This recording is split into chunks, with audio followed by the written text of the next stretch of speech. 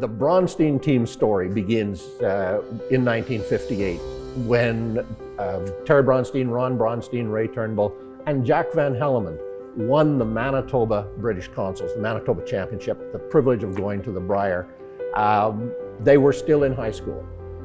It was basically an old man's game.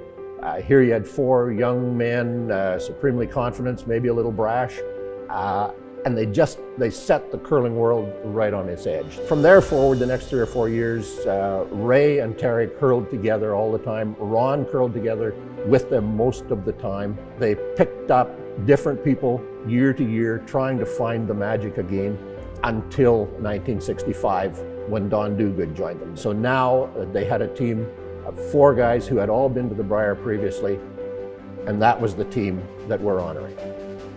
Terry's 1965 Brier winning team was an amazing team and helped shape the face of curling in Manitoba from more of a hitting game to a finesse draw game.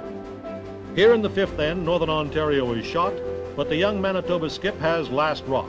He wants those 2 stones out of there. It's a fine shot, and now Manitoba lies 3. So they go to the Brier in Saskatoon, and they won their first 7 games. That put them into the final day. Saskatchewan was 7-1, Manitoba was 7-1. If they both finished with 2 wins or with 1 win on that final day, there'd be a playoff. Manitoba won 2 games, Saskatchewan split their games, and they won it. So that's the team that won the Canadian Championship. Ray Turnbull, Ron Braunstein, Don Duguid, and of course Terry Braunstein as the skip. Many, many curlers in Manitoba have a dream of winning the Brier or even getting to the Brier, and Terry did it. Terry was the youngest skip at the time to ever win the Brier. He was also the first Jewish skip to win the Brier. Both of those factors tremendously important in the development of the sport, in the acceptance of different demographics into the sport. Naturally, when you win Manitoba, you're a celebrity. Everyone wanted to talk to Terry. Everyone wanted his autograph. And when I played with him, no one ever wanted my autograph, but they always wanted Terry's. But there was this next step now. Ron Braunstein was in the midst of medical studies. He had to make the very difficult decision not to attend the World Championship. The question is who would replace him.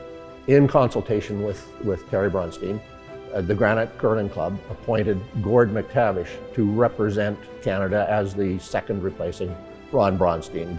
Terry Braunstein and his team going into the Scotch Cup competition in Scotland were long favorites given the fact that they were the Canadian team and Canada had this strong record of success.